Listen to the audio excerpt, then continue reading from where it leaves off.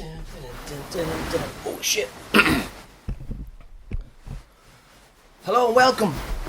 It's very uncomfortable in a beanbag. Hello and welcome to the next episode of my podcast. It's again, I think it's late. I keep on making it late because of hangovers. It was a huge weekend for Irish people in New Zealand because it was the Irish Race Day where everyone gets dressed up and they don't so much look like pikeys anymore, me included, and you wear suits and then you look kind of elegant and you go to the fancy race course in Ellerslie and you get all of your nice pictures, photographs out of the way early on. Every single Irish friend I have here in Auckland, they made sure, they didn't say it at the time, but they went nuts taking photographs at the start of the day, saying this is the best you look for a long time, for at least 2 weeks. And then it got loose as fuck, and people are running around drinking all sorts of shots and weird drinks, and then there's so many weird stories that you're still hearing about, and then there's a couple of people that had cameras at the end of the night. This is all in one day, well, for most people, and then there's pictures of people doing weird things and upside down and dancing and all of that carry on, but I'll get to that in a minute. I need to check my computer. Because for me, it's this is the busiest I've been in a long time, right? So the comedy festival, I didn't do a show for the first time in 7 years. I didn't do a show, but then all of a sudden I got involved in a lot of stuff, hosting gigs, and it was great fun because you didn't have the pressure of writing a show, which I have now because I'm doing Edinburgh with my mate, so now we are writing a show together, but that's fun, that's easy because there's two of us. But if I was going to do a show in Auckland, I was probably going to make it a weird kind of personal sad show, which I'm glad I didn't. But either way, I was hosting a lot of stuff and hosting big shows and a debate between international comedians and New Zealand comedians, and all of that was fun. It was great crack, and then I got to the end where the festival where the guy hosting the big show, Jesse, wanted to gather all the ginger comedians together to go on stage and sing a big, beautiful, poignant song about being ginger. Now I know I'm not fully, I've done my face and my what's left down there as I shave, and and that was great. And you're on stage with all these people that can actually sing. And I can do karaoke when I'm absolutely off my face, but being sober, singing was weird. But it comes back to, there's two things. Everything happens in childhood and it sticks with you. You know, they say like the Oedipus complex, people that only be with women that look like their mother, it's because they were sucking on the boobie as a baby and they got a mini boner, or they like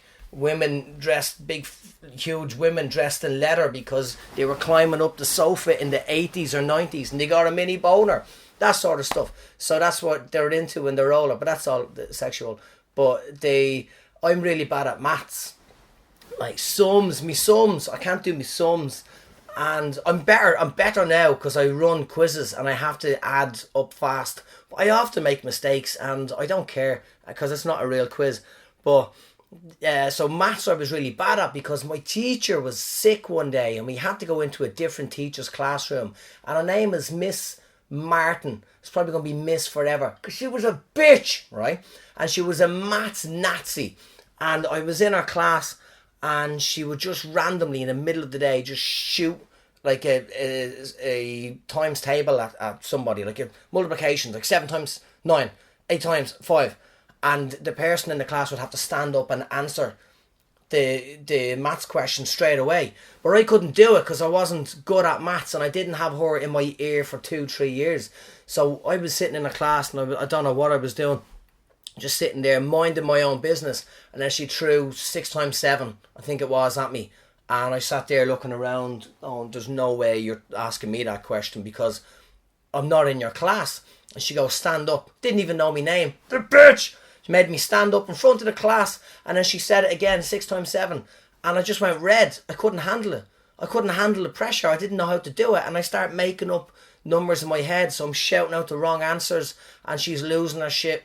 And I got in trouble, even though I didn't know. You know, I said, I'm not in your class. She goes, you're in my class now. And then that was it. So for then on, I couldn't really do maths. Even to when I got to a stage where I had to work in a job in Aldi, and they wanted us to add up the shopping on the spot, because the Germans who run the Aldi, which is a different 4-letter. Anyway, they wanted it. They thought our minds are quicker than computers, and maybe they're right, but mine wasn't, and I couldn't do maths. I'm a numerophobic, and I couldn't do it. So I just used to stand there asking customers how much they wanted to pay and how much change did they want, until I got in trouble, and I was never put on a checkout again. But there was a point to that. Oh yeah, stuff happens in school. So we're doing. So I was in school, obviously as a child, and there was a school choir, and all of the kids had to line up in the classroom while they were practicing. I can't remember what it was for, but maybe some sort of communion or something. And we're all singing along, and this other teacher, another fucking muppet, Mrs. Brannock, she's listening to us, and she's playing the piano with her witch fingers, because she's a witch. And she goes, Alan, everyone stop. Alan, can you go over and draw a picture, please? Can you go over there and draw a picture? So, yeah, okay. And I went over, and I sat down, and I drew a picture, and I finished drawing the picture, and I stood back up, and I walked back into the choir where everybody was standing, and she stopped playing the piano again and said, no, Alan, can you stay over there and keep drawing pictures? That's how I was kicked out of school choir, for being terrible at singing. I'm really good at drawing pictures now. Like, I'm really good. I'm not giving her the credit, but she kicked me out. So I was terrified about singing in front of, well, not terrified, I don't care anymore, but I was terrified for years about singing in front of people, because of that moment, because of a teacher ruining your fucking life. But it was fun. So that was the close of the festival, and we sang in front of a load of people. And then I had a load of other gigs on, and a load of quizzes, because I run the quizzes in a load of bars and corporate quizzes, and it was non-stop. I have to drive out to Matacana to do my dumb quiz in a fucking beautiful vineyard. There's a vineyard and all out there, and it looks amazing. And in the quiz, overlooking that, there's all of these people drawing penises, and Michael Jackson playing with monkeys. And like, it was just a weird contrast, you know, but that's what they wanted to do, and it was fun. And then I raced back to do a gig. I had a lot of gigs lately. I raced back to do a gig in Sky City, and it wasn't really, they didn't really promote it. So I was MC, and I had to go on stage, and what I do, I don't really do that many stories anymore. I want to talk and play with people, you know, so I need an audience. And we got there, and there was no audience. There was people watching the TV. There's more people watching the TV than wanted to watch the gig. So the lady who organised this said, you're going to have to do the gig either way. And I said, I can't stand on a stage and talk to empty fucking chairs. This is lunacy. I goes, you better sit in the front row, and I'm going to talk to you. So they demanded the gig go ahead, and it wasn't a normal closed off gig that works, you know, a normal closed off in a room, people in the room, gig starts, yay, crazy. It was open, and the casinos are sad. It's full of sad people, because everybody is losing their money. Like, not many people win. You don't hear many cheers in the casino. On TV you do, and you know, but in real life and in Auckland, they're just sitting there sad, pressing buttons, losing more money. So the only time people came over toward where the comedy was, it was when they were heavily depressed because they spent their children's inheritance on slot machines, on the pokies. So it was a weird gig, and every time you talked about anything, you were reminding them of how sad their life is, and so it was tough. But I did fine, I think, because we brought a couple of people there, and I was talking to some people, and the first guy, who's really good, there was two old men down the back, and they were giving out and heckling, and I haven't heard heckling in ages. So I lost it. And then four young lads came and sat in the crowd, and they created energy. So I jumped up and I lost my shit at the old man. I ripped the shit. It was supposed to be a clean gig as well. clean and an audience. So I struggled, right, with all of that. But I lost. I shouted at the old men, and I talked about how old men make random noises when they don't give a fuck anymore. And I was just taking the piss out of them, and called them a couple of names until they left the room. And then it was a nice atmosphere. And then the other comedians came on, and they told stories. But anytime they told a joke, the audience didn't laugh because they were still sad because they lost all their money at the casino. And then it turns out the four lads that joined the audience were bribed with free beer. Like, it was a weird gig. So they're sitting there going, yeah, when's the next free beer? You're like, no one wants to be here. We didn't want to be there. The audience didn't want to be there. What was left of them. So it all finished eventually. Thank fuck for that. And I was building up to this Irish race day, right? And that was on Saturday night. And because that was my last job for a while, but now I've got more jobs since then. I got another acting gig, which I'm doing this weekend, which is great because it means it's on a Sunday, so I don't have to go out on a Saturday night because I need to be professional, so I can have a night off. And so yeah. But this was up until that point. This was my final gig, and so I thought, right, we're going to get wrecked. Everyone's going to get wrecked. All the Irish people in Auckland are going to get off their face. And like I said at the start, they did. And like, we're not, we're pretty loose. Like, even thinking about going back when I did the Melbourne Festival a few years ago, and a lot of Irish people came to my show, and some of them I knew from Ireland. Like, I knew them years ago when we were kids, so they'd all want to meet up and have a few drinks. So you did, and what they do in Melbourne and all these fancy places is go to BYO restaurants, and they bring their own wine. But Irish people don't belong in a BYO restaurant because what I did and what all of us did would bring about 4 or 5 bottles of wine each and order the starter and sit there and eat your fucking chips while you're getting smashed on wine, and then you're the last people to leave the restaurant because you're jumping around and dancing. And that's a night where I thought I had cancer. I was smashed, and I went into the bathroom, and I was washing my hands, and I spat in the sink, and I seen blood in the sink. Like, I seen red in the sink. I went, shit, I'm spitting up blood. I was convinced, because I seen Gran Torino. Spoiler alert, Clint Eastwood dies, or he nearly dies, but you know he's going to die because he's old as fuck. And he starts spitting up blood because he has cancer. That was in my mind. I'm in the bathroom washing my hands, spitting in the sink, and then I went out and I had to break the news to everybody at the table. I said, I think I have cancer. I'm spitting up blood. And then one of the lads beside me said, you're drinking red wine, you dope.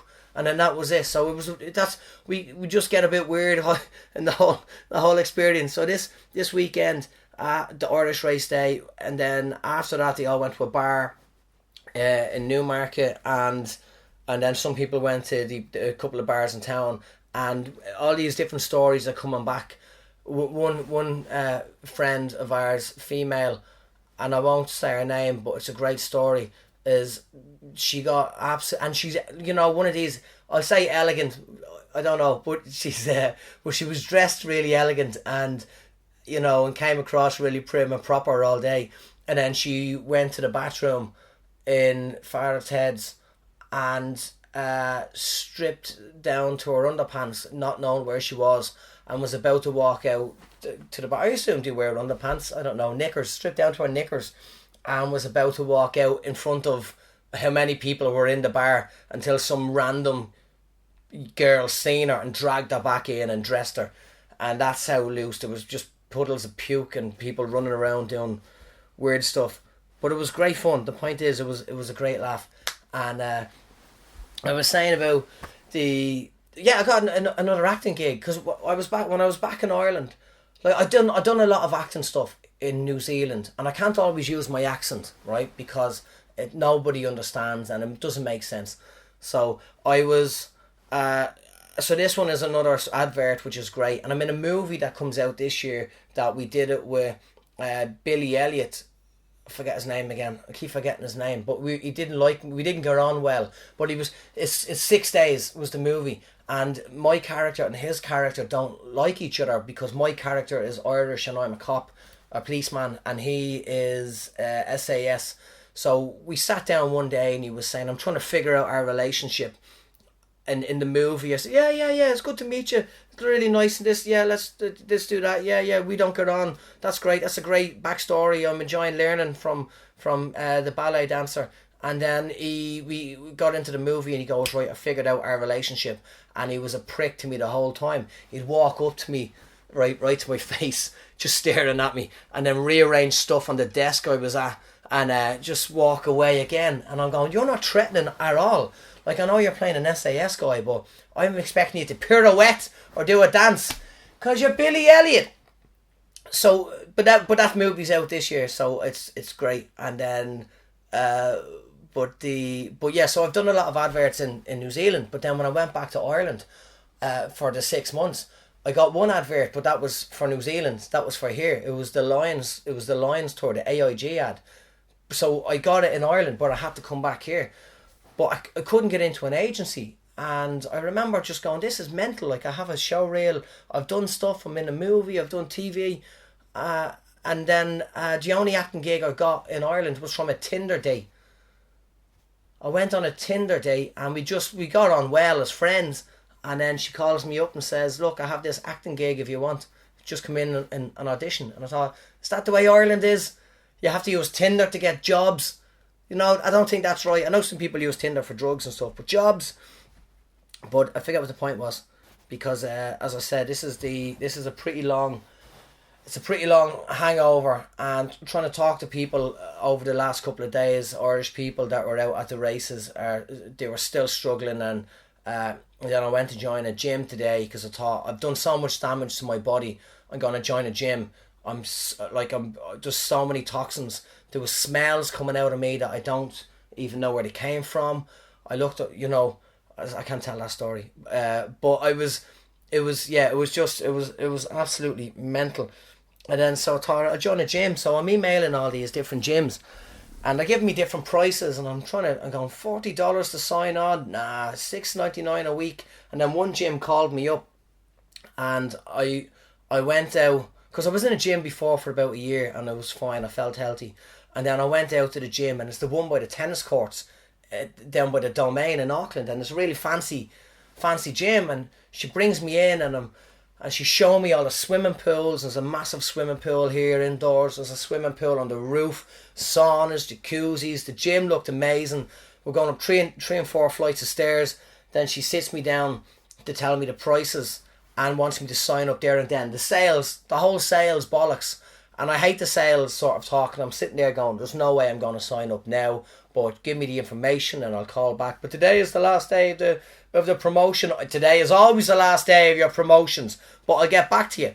So I'm sitting there and I'm acting like, because I'm acting like, because you have acting on my email, Alan McElroy actor, and then I take it off every now and again, but now I can put it back on because I got this acting gig, and then I'll take it off in a few weeks.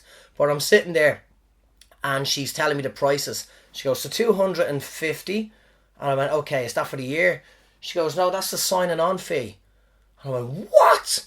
And I start sitting there, I start sweating in front of her, and then she goes, and it's $35 a week.